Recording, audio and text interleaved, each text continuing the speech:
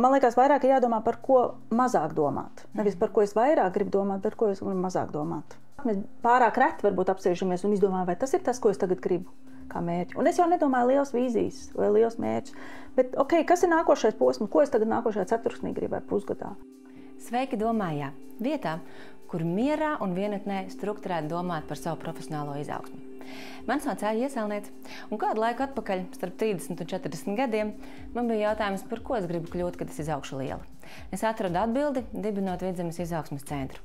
Un domāju.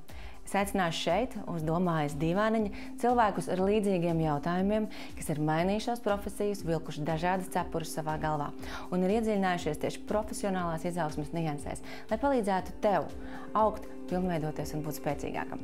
Šis raidieraksts ir paredzēts savas profesionālās izaugsmes vadītājiem vai tiem, kas vada citu profesionālo izaugsmi. Lai tev noder, ejam uz sarunu. Dolorese, sveicināta Domājā! Sveika! Pie mums ir Dolorese Volkopa, sistēmiskais coach, vadītāju, līderības komandu trenere un ļoti pieredzējusi vadības jomā visdažādākajās aspektos, līnijās, uzņēmumos un pat valstīs. Es pareizi tev stādīju priekšā, vai tu par sevi teiktu savādāk? Kas tu esi? Jā, tas ir labs jautājums, kas es esmu, jo īstenībā, ja mēs paskatāmies šajā mirklī, kur es atrodos un ko es daru, tad tas ir ļoti līdzīgi, kā tu aprakstīji.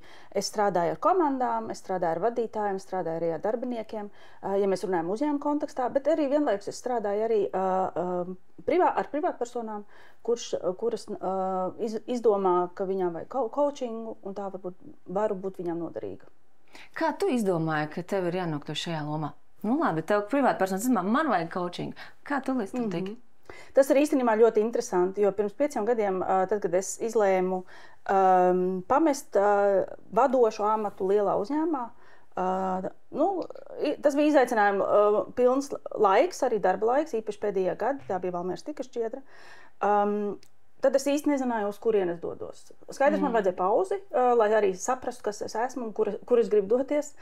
Un coachingā es nonācu pavisam nejauši, aizpildot kaut kādu jocīgu mistisku testu internetā, meklējot īstenībā, uz ko es varētu virzīties vispār dzīvē. Kas ir tas, ko es vispār gribēju tālāk vēl darīt? Cik tev bija tad gadi?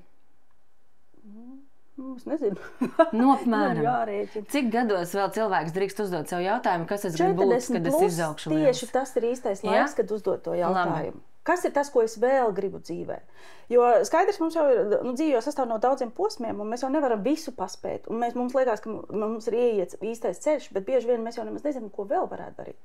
Un dot sev laiku, tātad tiešām es devu laiku nedomāt neko un ļauties. Un pieteicos coachinga apmācībām, pat īsti nezinot, kas ir coachings. Un tas bija apzināti, jo es gribēju paskatīties, vai tas vispār ir man. Un jāsaka tā, mācījos Vācijā un mācījos Šveicē.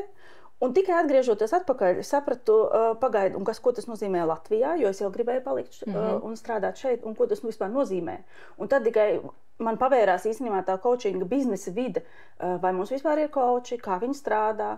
Un tad es sapratu, ka te ir ļoti liela pretstata, ko es esmu mācījusies, un kā es uztveru coachingu, un tas, ko īstenībā es redzēju, vismaz sociālajā vidē, sociālo mediju vidē. Kāda ir tā atšķirība? Kā redz Vācijā, Šveicē un kā šeit? Jā, lielākais fokus, un kāpēc man arī ir manas metodas, man tuvas. Katrs, protams, strādā ar savām mīļākajām metodēm. Bet, protams, coachings ļoti klasiski nāk no trenera, tātad coach jau nozīmē treneris. Un treneris jau ir tas, kas īstenībā sēž malā un motivē savu komandu doties kaut kur tālāk un stiprina. Un strādā pie stiprajām pusēm, droši vien arī pie vājām pusēm, bet pats jau viņš nerikšo līdzi. Tā ir viena puse, un no sporta pasaules tas pārvērtās uz biznesa pasauli, īpaši Šveicē, kur, 70. 80. gados pagājušā gadsimtā, sen jau, tika intensīvi strādāts pie tā, lai tas ienāk biznesa vidē. Tātad, kā mēs varam stiprināt mūsu komandu uz mērķi, kā mēs varam aizvirzīt savu komandu, tā, lai mēs sasniegtu mērķi. Un banku sektorā, piemēram, Šveicē, tas ir ļoti, ļoti pašsaprotam, ka tev ir coachinga sesijas, coachinga metodas, un to īstenībā nemaz neuzsver tik ļoti ekskluzīvi kā šeit pie mums. Un tā lielākā varbūt ir atšķirība, kad es nāku no biznesa vides, es saprotu arī biznesu. Un biznesa coachingā jau tas ir ļoti, ļoti svarīgi, kad īstenībā mēs jau vienmēr gribam kaut kā sasniegt kaut kādu rezultātu. Vai tas ir uzņēmuma vadībai, tie būs ekonomiskie rādītāji, vai runājot par cilvēkiem, tie būs varbūt kaut kādu komandu saliedēšana, bet ne tādā saliedēšanas pasākumu ziņā, bet tāda stiprināšana, ka mēs tiešām esam kopīgi un mēs varam sasniegt mērķi. Un tā varbūt bija liela atšķirība, kas man atvēra acis, ar ko es atšķiros, jo tas bija tas jautājums.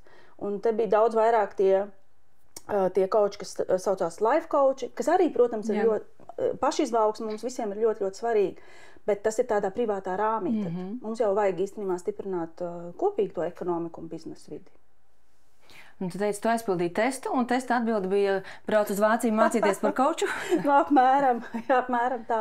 Nē, tas, protams, tādām humoram vairāk, bet bija skaidrs, ka man darbs ar cilvēkiem, tas ir mans. Un iepriekš strādājot personāla vadībā vai arī tiešām daudz strādājot pie apmācībām, pie attīstībām, es sapratu, ka tas ir tas. Man patīk aizraut cilvēks, man patīk arī noticēt viņiem, un ka viņi var. Un varbūt kā vadītājai tādā lielā uzņēmumā nevienmēr tas var izdoties, jo skaidrs, tas ir liels kuģis, kas ir jākustina un ir arī daudz citu uzdevumu, ja tas jau nav tikai vienīgais. Bet tas mans klikšķis bija tas, ka es varu iekustināt varbūt vienu, un tas jau ir daudz. Un, vai palīdzēt viņam tajā ceļā. Pārsvarā jau tie cilvēki, kad viņiem vajag coaching, viņi jau paši zina, ka viņi grib kaut ko mainīt. Kā saka, es jau neeju un nesaku, man liekas, ka tev kaut kas ir jāmaina. Bet, ja ir mazākais solītis, es gribu kaut ko mainīt, es gribu kaut ko savādāk, tad tik forši ir, kad kāds no malas tev ir kā tāds pavadonis, uz laika posmiņu, kad ir tāds virzītājs spēks, kas tev bišķiņ pasaka, kaut kādā rāmītī, reku tur tu var doties. Komandas vadītājs, tavā pieredzē, varētu būt tikai coach ar izpratni par biznesu un mērķu sasniegšanu? Manā izpratnē nē. Un es pateikšu arī, kāpēc. Manā izpratnē nē, jo vienmēr ir tās diskusijas. Latvijā arī ir coachi, kas strādā uzņēmumos, saucamie iekšējie coachi. Arī ārzemēs tādi lielos uzņēmumos ir, teiksim, es esmu vairāk tajā vācu valodas runājošajā laukā. Tā problēma ir drīzāk tāda, ka pietrūkst tā neutralitāte. Jo mēs jau esam, kā es saku, mums jau ir vairākas lomas, un tad es esmu vadītājs, bet īstenībā tad esmu coach, un tad es domāju, ka rodās tāds apjukums, kas tad īsti ir, un vadītājiem kādreiz arī varbūt ir jāpasaka stingri vārdi, ja, vai arī jānorāja kāds, vai jānorāda arī kaut kādas nepilnības un kaut kas nav aizgājis pareizi. Un tur tās lomas, ja baigi sajauc, nezinu, vai tas ir tā ļoti veiksmīgi. Arī jāuzmanās ar to.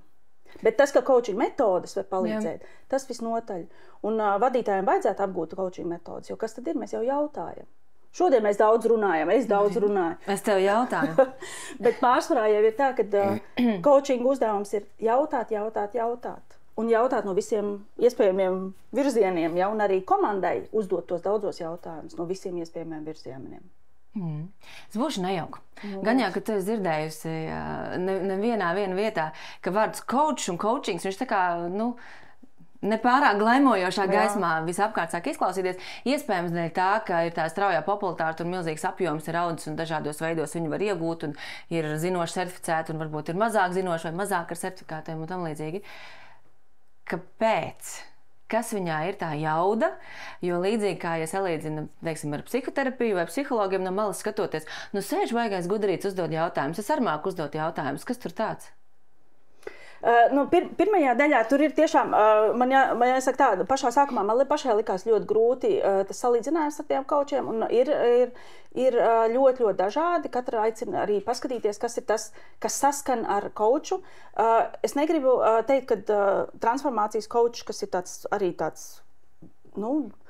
ļoti liels, kliedzošs nosaukums, bet kas tad īstenībā tas ir? Transformācija jebkas, arī tas, ka es vakar biju savādāk nekā šodien, tā arī būs transformācija, vai ne? Un bieži vien, ja kauči strādā ar lielām auditorijām, es viņu saucu tie kaut kā motivācijas iedvesmotāji, tā varētu teikt. Protams, viņiem arī ir coaching metodas, kuras viņi izmanto.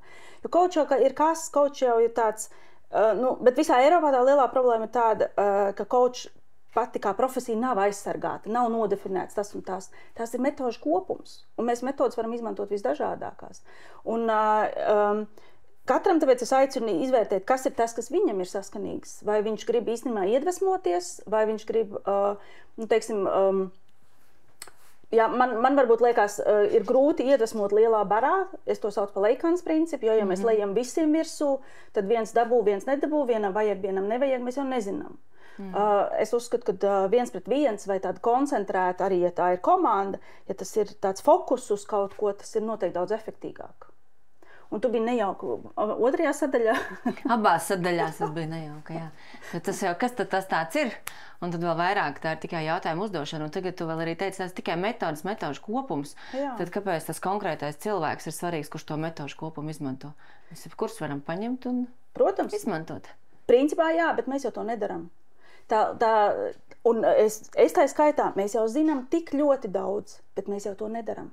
Mums pietrūk, un tas, ko mēs zinām, un tas, ko mēs darām, tās ir divas atšķirīgas lietas. Un, kā saka, tas coach vai vienalga latvisks, starp cik to sauc par spējrājs. Ļoti skaists vārds, es dzirdēju. Spējrājs. Un tātad es radu spējas, vai es atklāju, parādu, atraisu spējas, kas tajā cilvēkā ir. Vai kā es saku, es aktivizēju viņa resursus. Viņā jau ir pašā resursa katrā cilvēkā. Un arī biznesa vidē katrā darbiniekā ir savu resursu. Viņas ir jāaktivizē. Un, īstenībā izmantojot tās metožu kopumu, katrā gadījumā es lieku viņam domāt savādāk, paskatīties uz lietām savādāk. Mēs to nedaram ikdienā. Un es pat teiktu, dažreiz mēs to, varbūt ir vēl ekstrēmāk, mēs to daram pat daudz, un mēs īstenībā aizmirstam, kas tad ir pats svarīgākais. Mums ir tik daudz piedāvājumu, tik daudz psihologi, tik daudz psihoterapeiti, tik daudz coachi, tā skaitā, nenormāli, tik daudz supervizori. Tik daudz metodes, un viņas, kā saka, mūsdienās jau tā attīstība ir ļoti pareiza, ir ļoti daudz, mēs strādājam pie pašizaugsmes, pie tādas psiholoģiskās stabilitātes, ja? Bet dažreiz varbūt mums tas ir pašiem pa daudz. Un vajag arī noreducēt tās metodes un pateikt, okay, kas vispār tev ir vissvarīgākais. Tā ir cilvēkam, un nevis tām metodēm. Tad, kad tu biji vēl vadītājs amatā, kā valdes locekle, tev bija coach? Vai supervizors vai kāds vadības atbalsts šāda veida? Jā, es to kaut kad arī esmu rakstījusi kaut kur, kad es uzskatu, vadītājs ir vientuļa profesija. Lai vai cik mums būtu labs, varbūt tā tiešā komanda vai arī kolēģi, beigās, jo augstāk tu kāp, jo vientuļāks tu jūties, jo tev nav jau tie līdzīgi, ar ko padomāt un parunāt. Un es būtu vēlējusies, lai man tāds būtu. Pašā, kādu apmēram 6-9 mēnešus es atradu tādu. Tas gan, protams, bija bišķiņ intensīvi, jo tas bija Vācijā. Tad es devos pie viņa. Klātienē? Jā, tu no Valmieras brauc uz Vāciju. Tad vēl Zooms nebija tik aktuāls. Lai viņu coaching sesijās būtu. Kāpēc uz Vāciju, nevis Latvijā? Tad tas īstenībā nebija tā. Vismaz man nebija zināms tā. Un man laikam bija skaidra, man ir tuvu šī vāciskā domāšana, arī tas stils. Un es biju izvēlējusies to. Un man patīk tas formāts, tās bija 4 stundas vai arī pat 8 stundas. Un, protams, ar pauzēm, bet intensīvi vienkārši pie tēmas padomāt, pastrādāt, atrisināt, izvirzīt kaut ko. Un tas ir labs instruments. Man tas ļoti noderēja. Un neticami, vienkārši tie notikumi jau paši tad gāja vienlaikus. Nebija tā, ka es tur kaut ko izdomāju, sataisīju plānu, ja? Un tad es īstenoju. Es domāju, ka to vadītājiem nevajag. Vadītājs pats jau daudz ko zina. Bet viņam varbūt vajag sadzirdēt to apstiprinājumu. Jā, tas sevī pašā tas ir pareizais ceļš. Tā es teiktu. Pastāstīs vairāk. Kas notiek? Tu aizbrauc un tās 8 stundas. Ko tur izsini? Par ko jūs runājat? Kāds tas process virzās un kas ar tevi notiek pirms un pēc tam? 8 stundas, jā, tur bija pārtraukums. Principā bija tā, ka 4 dienas pēcpusdienā un 4 dienas nākošajā dienā arī apzināti, ja, lai vismaz tās domas nosēžās, lai mēs varam pagulēt ar visu, ko mēs esam izdomājuši. Bieži vien jau ir vadītājiem vajadzīgs vienkārši arī norunāt. Latviski tas nav pareizs vārds, bet norunāt. Un ar to es domāju, tā ir vientuļa profesija, jo reti, kur jau atrodas tādi līdzvērtīgi, Latvija pārāk maza. Ņemsim vērā to. Mēs viens otru pazīstam, konfidencialitātes rāmas, ja, tad vienmēr arī tie biznesi tomēr bieži vien ir kaut kādā saiknē. Vai Latvijas mērogs ir pārāk maz. Tas arī bija viens no argumentiem, kāpēc izvēlējos arī Vācijā. Kā notika, tā īsti neatceros to metodiski, es to nevarētu atspūguļot, bet tas, kas notika, kā es teicu, vairāk bija tas, kad mainījās mana izjūta, un to jau nevar nodefinēt, nemainījās fakti. Es biju tieši tajā pašā amatā, bet mainījās tā izjūta, kāda es esmu šajā amatā, jā. Un kā man veicās ar visiem maniem darbiem. Mainījās skatījums. Pieminot tās dažādās valstu pieredzes, skatījos tavu uzrunu pavisam nesen, jā. Valmieras, starp citu, Valmieras patriots, es aizmirstu pieminēt. Viena no lietām, lokāla patriots, jā. Arī Vidzemes, bet arī Vidzemes, jā. Abas mēs raudam pie stāvu pāri visam Valmierai. Jā. Nu, lūk, un šajā te konferencē Vidzemes uzņēmējiem tu pieminēji tādu faktu kā pašvadīta komanda, kas man ļoti, ļoti norezonēja, jo es kā absolūti brīvs improvizācijas prāts un ļoti patīk pētīt un nest vairāk stāstu par unbossing, jeb komandas, kuras nevada vadītāji kā līdz šim hierarkiski, bet kas ir vairāk kā valsts un uzņēmēji, ka tas darbinieks ir uzņēmējs, viņš ļoti labi pārzina savu lietu un es ļauju, uzticos, jā, un tad mēs vienojamies, kā mēs pieņemam lēmumus, vai tomēr boss pieņem, vai tas ir koncīlijas vai kaut kāda veida vienošanās. Pastāst vairāk par to, ko tu nodomāji pirmo reizi un kā tu ieraudzīji to terminu un pat to, ka tas tiek kaut kur ievies praksē Vācijā pašvadīta komanda. Nu, jāsaka tā, ka arī Vācijā tas nav tā, ka tas ir visās komandās. Ja? Protams, ka privātajā sektorā tas ir varbūt daudz pieejamāk. Un esam reāli IT nozarē domāju, ka pašvadīta komanda bieži vien jau ir kā dabisks rezultāts, jo katrs pats zina, kas ir jādara, tad pašorganizēšanās ir daudz augstākā līmenī. Tas, kas mani varbūt visvairāk fascinēja šajā gadījumā, ka tas bija Deutsche Bahn, un tas ir Vācijas dzelzceļš, kas ir īstenībā ļoti konservatīvs uzņēmums, nu tā klasiskā izpratnē, ja. Un beigās nav nekāds startups vai inovāciju pilns uzņēmums. Un tas arī viņiem ir eksperiments, bet tieši tā iemesla pēc, ka viņi grib doties līdzi mūsdienu tendencei un gados jauni darbinieki, viņi jau īstenībā nevar vairs akceptēt tās hierarhijas, kādas bija iepriekš. Un tas mums, kā personāla cilvēkiem, es arī uzskatu vēl aizvien par sevi par personāla cilvēku vai personāla jomas tādu profesionāli, ir svarīgi saprast, ka paaudzes visām jāatrod kaut kādu vietiņu. Un tas bija fascinējoši. Tas bija tiešām fascinējoši, kad šajā komandā ir dažādas paaudzes, un viņas tiešām mēģina viens ar otru, jo tas pamatuzstādījums, tieciet paši galā. Un tas daudz vairāk varbūt saliedē arī paaudzes. Nevis tur jaunie nemāk vai vecie negrib, kā parasti saka, bet redzēsim, cik ilgi tas eksperiments viņiem izdosies, vēl tas arvien turpinās, cik man ir zināms, un viegli tas noteikti nav. Viegli tas nav tas sākums, bet tas jau jebkurai komandai. Ja mēs izveidojam jaunu komandu, mums jau ir kaut kāda komandas dinamika, kas jāņem vērā, ka mums vispirms ir jāsapazīstās, tad jāizstrīdās loģiski par kaut ko un jāvienojas kopīgi par noteikumiem. Un tas bija laikam tas izšķirošais punkts. Mēs vienojamies. Un, protams, jābūt arī gribēšanai, kad es gribu, lai esmu šajā pašvadītā komandā, jo ja tā nav, tad es gaidīšu vienmēr, lai kāds cits man pasaka, kas jādara un kā jādara. Tas varētu veidot tādus dabiskus mentoringa procesus droši vien iekšēnē. Un teica arī par tām paudzēm, gan jaunie, varbūt tehnoloģiski, kā vecākiem palīdzēt, vecākie pieredzējuši jomā ziņ jau šo te visu drēbi un kāds notiek iekšēnē, viņus mentorēt, ka ļoti dabiski šis process veidotos. Ja šobrīd arī ar vairākiem uzņēmumiem strādājot, tik mēģināts ieviest šo, kad ir tas dabiskais mentoringa process un kad ir mentoram piesakās un nodot zināšanas un tas palīdz stiprināt uzņēmumu. Šis ir viens no veidiem, kas dabiski to var darīt. Nu, tad uzreiz ir kā ar mērķu sasniegšanu, ja pašvadīts, kurš ko sasniedz, katram ir individuālais un viss? Tik sīki, protams, nezinu to, bet, piemēram, fascinējuši bija tas, ka viņi arī darba laiku paši vienojās. Tātad nav grafiks, kurš pasaka, ka tagad jūs strādāsiet pirmdien, piekdienu, otrdien, trešdien. Tie bija biļešu kontrolieri. Tā bija biļešu kontrolieru grupa, kur tātad gāja tur tiem vilcieniem cauri, vai viņi pat nav kontrolieri. Tur jau arī var nopirkt tās biļetes, Vācijā diezgan stingri šī sistēma strādā, cik man zinām. Un tāda viņi paši pateica, kad viņi strādās. Viņi paši sekoja līdz savām darba stundām, cik daudz viņi to grib izdarīt. Un tātad tas finansiālais ir tieši arī pakārtots tam.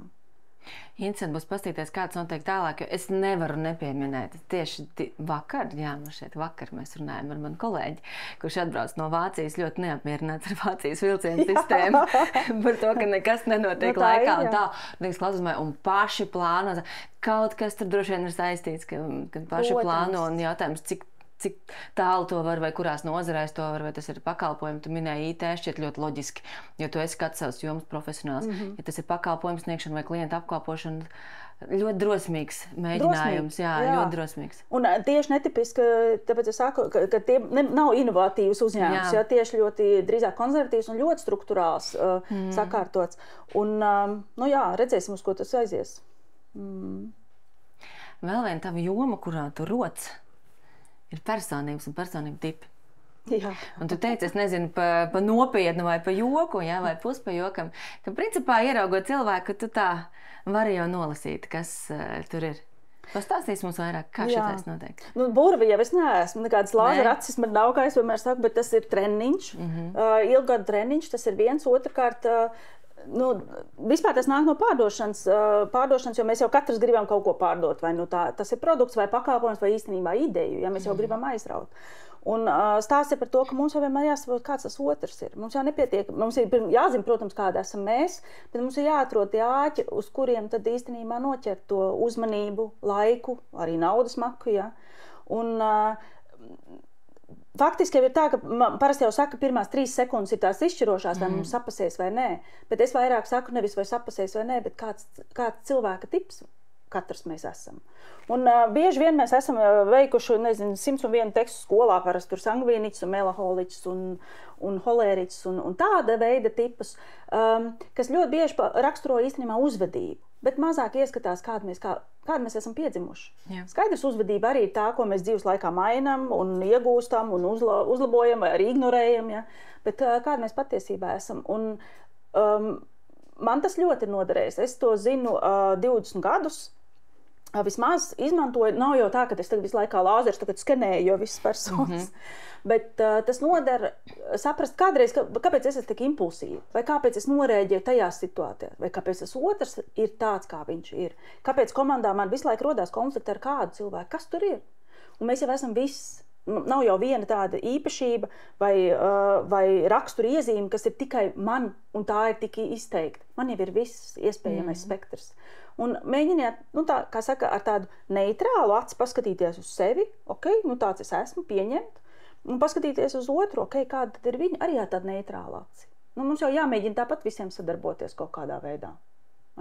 Ja es mazliet zinu un nojaušu savus personības tipus, vai kaut ko šajā ejot vairāk, es pēc tā varu identificēt, kāda rīka personīgai vai profesionālai izaugsmei man būtu noderīgāka, kādu amatu man vajadzētu izvēlēties, kāpēc man kaitina tas darbs, bet es neeju no viņa prom, lai arī viņš man kaitina.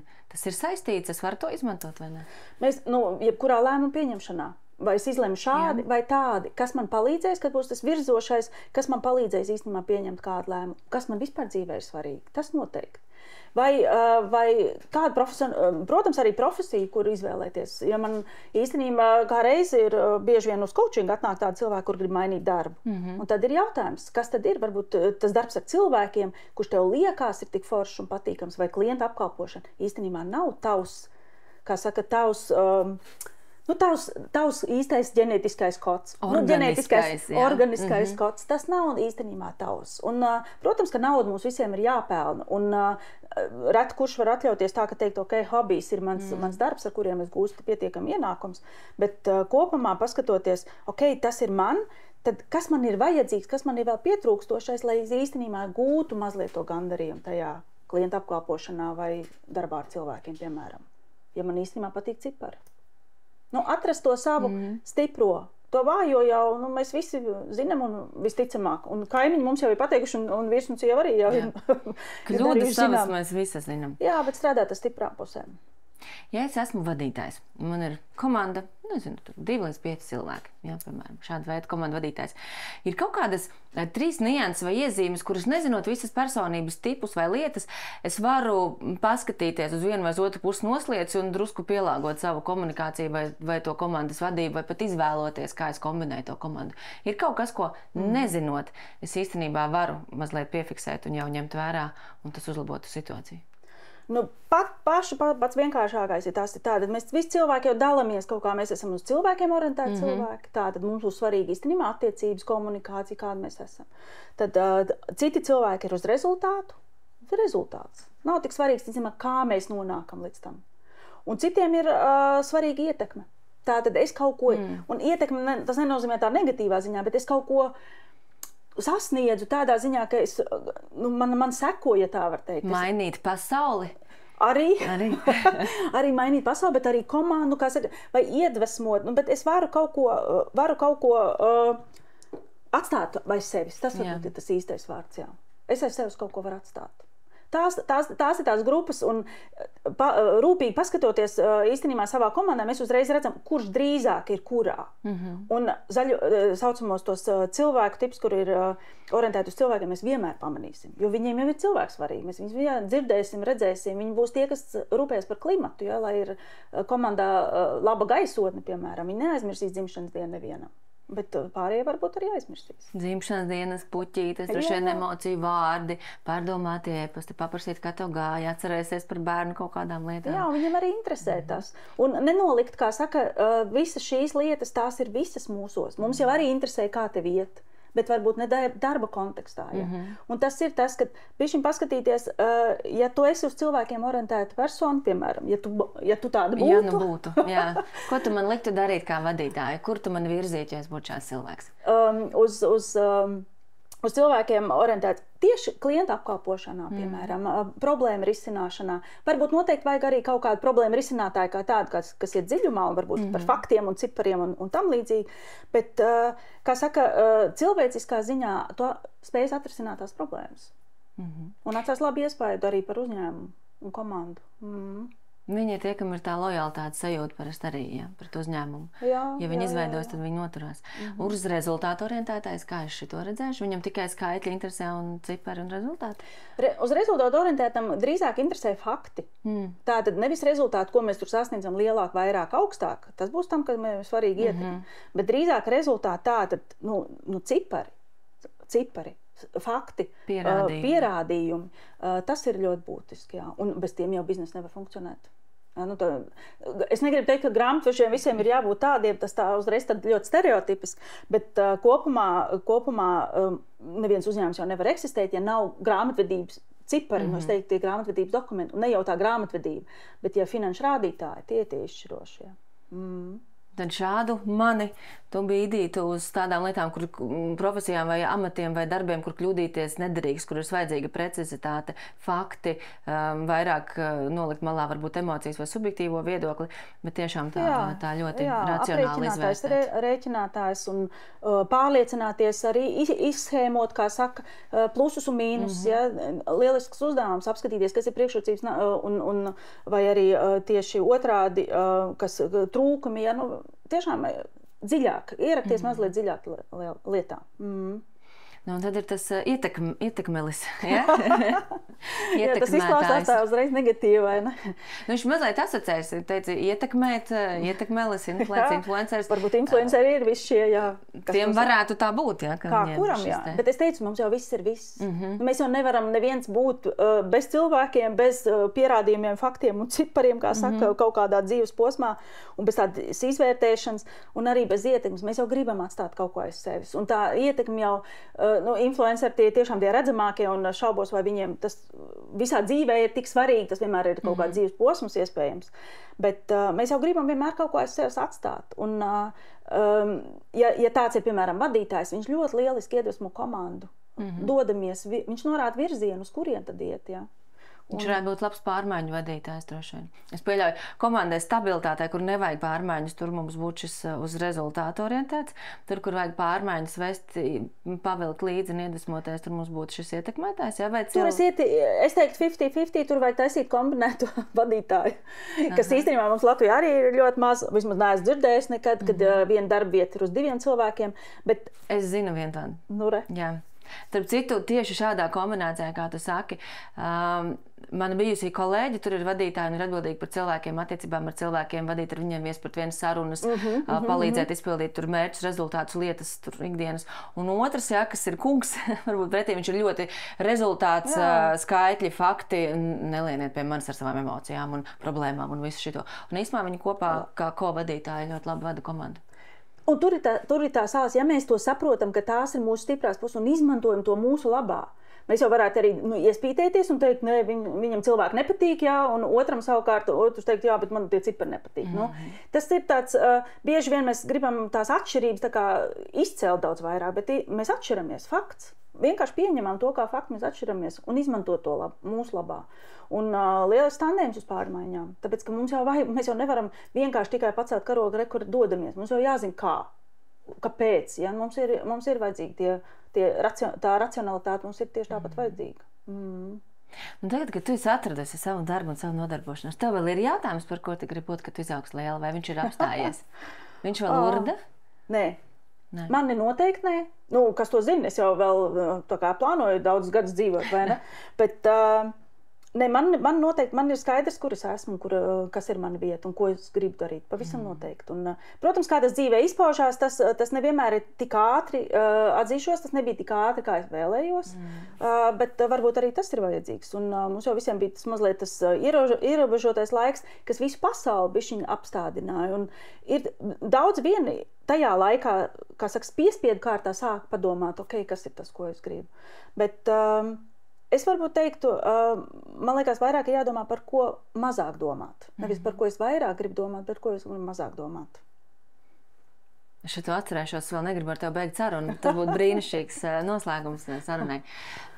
Kā tu profesionāli audz un turpini sev attīstīt un pilnveidot? Vai tev ir coach, vai tu ej joprojām kaut ko mācīties? Kā tas notiek tavā pusē? Jā, Jūs kā taču visu zini jau? Nē, nu tā es arī nevarētu teikt. Visu zinu. Nu, vispār es esmu ļoti zinātkāra. Un es vienmēr biju tā, tad, kad man bija daudz kolēģu visapkārt, tad es biju vienmēr, man liekas tā, nu kā tas ir, ka neviens negrib mācīties? Nu, mums taču ir jāmācās. Man liekas, es jau kritu uz nerviem ar tām mācībām un attīstīšanos, jo man liekas, ir tik daudz lietas, ko mēs tiešām varam uzzināt un iemācīties un paskatīties, kā citi dara. Tad pienāca viens brīdis, kur es teicu, mans katliņš ir pilns, vāciņš ir tā, tad man gribās jau sākt dalīties. Tagad ir skaidrs, ka kā coach es uzturu ļoti regulāri, vismaz vienreiz gadā man ir sava kaut kāda niša, kurā es iedziļinos intensīvāk. Un tā es arī turpinu, to es uzliku kā mērķi. Nu, ja tas nav vienreiz gadā, varbūt tik pēc 2 gadiem, bet kopumā tagad katru gadu es esmu veikusi kaut kādu padziļinātu fokusu uz kaut kādām nopietnākām lietām. Jā. Ko tu padziļināti pēti šogad? Šogad es sāku emocionālo inteliģenci. Jo parasti, kas ir tas, ko tu asociē ar vārdu emocionāla inteliģence, bet tu jau zini. Arī pirms es zināju, es ar to asociēju spēju savaldīt savas emocijas, lai neizdarītu pārsteidzīgus lēmumus. Tas ir tāds mans vienkāršais definējums. Tālāk tas ir jau vadīt citu cilvēku emocijas, taču tas primārais vienmēr ir bijis, ka emocionāli inteliģents cilvēks ir tas, kurš spēj ar savām emocijām tikt kārtībā. Nevis nospiest, bet tikt ar savām emocijām kārtībā. Jā. Un redzi, tev vismaz jau ir viedoklis, bet ļoti daudziem es teikšu, kā ir emocionāli inteliģents uzreiz, kas ir vajadzīgs, viņi pilnīgi tā kā sastingst emocijas un inteliģents, tad liekas, tad prasīs IQ vai ne, kaut kādu mērījumu, un es tur izkrītu, jo es taču īstenībā eksplodēju pa laikam, mēs jau to visu darām. Tikai jautājums kādā veidā. Bet jā, man arī patīk tas formulējums, kad emocionālā inteliģence, ko es priekš sevis esmu noformulējusi, ka tas ir cik mans inteliģentais veids, kā es apējos ar emocijām.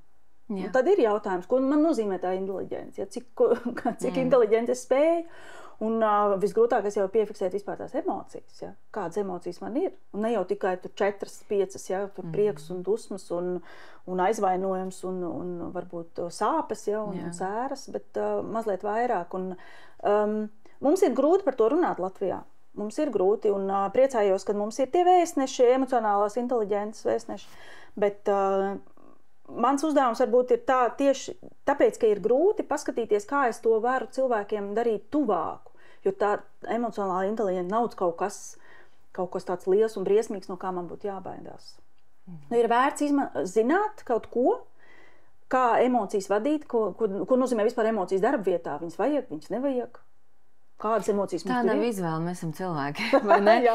Viņas jau tur ir. Viņas jau ir. Bet vismaz mēģināt trenēt sevi, ko es ar viņām daru, un darīt tā, lai viņas strādā manā labā. Lai visas emocijas īstenībā strādā man pa labu. Bet es esmu ceļa sākumā. To es arī par emocijām ļoti patika, reiz neatceros vairs kur, vai lasīju vai dzirdēju teikums, ka emocijas ir dati. Emocijas ir dati. Viņi ienāk, tā inteliģence ir par to, kā es viņus apstrādāju, kā es ar viņiem tiek galā. Jo viņi principā man informē, ir vai nav apdraudējums, vai ir kaut kas, kas man izraisa kaut kādu tur kaunu sajūtu, vēl kaut ko, kāpēc, no kā, ko es ar šito visu daru. Jā, te jau bieži vien arī tas, ka neuztvert visu personīgi, ja, un emocijas piefiksēt, vismaz tā kā tu saki, piefiksēt, reku tā ir, punkts. Tā lietišķāk. Vispār kopumā es domāju, ka mums visiem jākļūst lietišķākiem, bet tas arī tāds droši vien dzīves uzdevums visiem. Tu esi Domājā. Jā. Domāja ir vieta, kur var atnākt nedēļu padzīvot pilnīgā vienatnē un domāt par savu profesionālu izaugsmu, vai pastrādāt ar visādām metodēm, ar coaching metodēm, ar supervīziju metodēm, ar kārtīm, ar staigāšanām, ar asociācijām. Ja tevi tagad, mēs tagad beidzam, es aizslēdzu durvis un atstāju tevi uz nedēļu Domājā. Kas ir tas, par ko tu šeit domātu vai pie kā tu vēlētos piestrādāt? Kam tev vajag vairāk laika, lai par to padomātu? Jogas paklājiņu man vajadzētu. Bet, jā. Man vajadzētu ārpus, tātad kaut kur var iziet ārā, tā daba. Un laikam man nemaz tik daudz nevajadzētu tik daudz metodas, kā vienkārši neko nedomāt. Es nevaru teikt, ka es esmu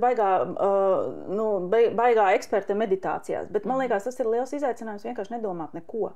Un ļaut kādreiz arī profesionālā izaugsme, ļaut vienkārši kaut kam rasties, kaut kur nekur. Jo man jāsaka tā, man nav problēma atrast jaunas idejas kaut kam.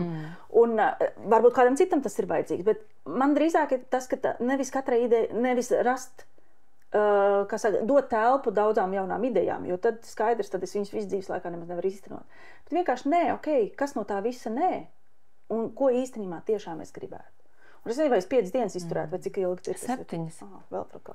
Jā, jo par 5 nepietiek. Pirmās 2 tas ir kā atvaļinājumā, pēdējā tu jau domā par promiešanu. 7 līdz 9 tas ir tas laiks. Jā. Un tieši tam, ko tu minēji, tam klusumam un tukšumam, pa vidu tajās dienās ir tukšums. Jā. Un tajā var sākt dzirdēt kaut kādas. Tā ir. Klusuma retrīts ir manā pieredzē, un es to ļoti novērtēju. 3 dienas man arī ir par maz. Es teiktu, mans formāts ir tāds 5 dienas. Vismaz man tā liekas, jāizprovē, protams. Bet tāpēc es saku, atmetot visu lieko, kas tad mēs esam un kas mums ir svarīgi, uz ko es vispār gribu attīstīties, sadzirdēt sevi, sadzirdēt, kas vispār notiek. Ja? Un, tā kā es cenšos, vismaz, ko es mēģinu ikdienā, atrast tos laikus, ka es nedomāju. Nevis domāt, bet tieši nedomāt. Tāpēc varbūt domāju, nedomāju, arī vēl var būt kā versija. Nedomāt par lietām domājā. Atmiņas tests mums abām. Vai tu atceries, kas ir tas teikums, kur es gribēju no tevis paņemt kā noslēguma teikumu? Jo es aizmirsu jau. Jā. Un tad tev būs jāizdomā jauns. Mazāk domāt. Nē, tas bija kaut kāds baigs pukais. Bija ļoti skaists teikums. Tad tev jāizdomā ir jauns. Pēdējais novēlējums, ieteikums, uzmundrinājums vai doma tiem, kas mūsos klausās tagad. Uzmundrinājums vai doma? Jā, es arī vispār daudz dalos, man liekas, ar savām domām, vismaz, kas man pašu vienmēr iedvesmo. Un drīzāk ir tas, ka ik pa laikam paskatīties, cik autentiski mēs esam paši ar sevi. mums jau ikdienā ir tik daudz tie uzslāņojumi, viss kaut kas un tās daudzās lomas, kas mums ir jāieņem. Un tas jau, no tā jau mēs neizbeigsim. Mēs jau nevaram būt tikai viens pats koks uz visu pasaules. Bet ik pa laikam apstāties un padomāt, ok, tas esmu es, tā esmu es. Tas ir tas, ko es patiešām gribu. Vai tas būtu arī biznesā? Biznesā jau ir tieši tāpat, mēs pārāk reti varbūt apsēžamies un izdomājam, vai tas ir tas, ko es tagad gribu kā mērķi. Un es jau nedomāju liels vīzijas vai liels mērķus, bet ok, kas ir nākošais posms, ko es tagad nākošajā ceturksnī gribu vai pusgadā? Un to es novēlu visiem un arī sev, protams, tieši tāpat. Un tev arī. Man noderēs. Mums abām visiem pārējiem, jā. Tas, cik autentiski mēs esam un vai mēs ejam saskaņā ar sevi. Paldies par sarunu. Paldies, lūdzu.